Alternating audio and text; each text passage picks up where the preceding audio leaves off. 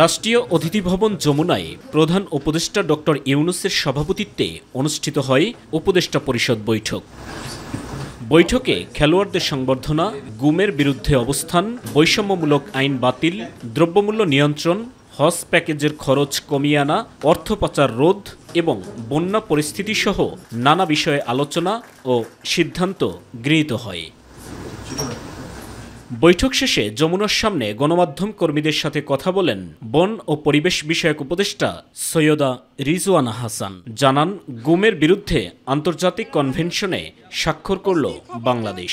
বাংলাদেশ একটা আন্তর্জাতিক কনভেনশন আছে গুমের বিরুদ্ধে। সেই আন্তর্জাতিক কনভেনশনটা 2006 সালের।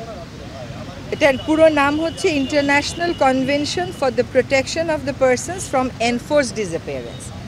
এই কনভেনশনে বাংলাদেশ আজকে স্বাক্ষর করেছে এবং এই স্বাক্ষরটা করেছেন আমাদের মাননীয় প্রধান উপদেষ্টা নিজে। এটা আমাদের জন্য একটা, বিশেষ করে মানবাধিকার কর্মীদের জন্য একটা অনেক বড় মাইলফলক। এক প্রশ্নের জবাবে তিনি আরও জানান, বৈষম্যমূলক আইন বাতিল করা হয়েছে, বাড়তি নিরাপত্তা পাবে না বঙ্গবন্ধু পরিবারের সদস্যরা। এটার প্রেক্ষিতটা হচ্ছে যে আমাদের এই সরকারটা হচ্ছে একটা বৈষম্য বিরোধী আন্দোলনের আউটকাম।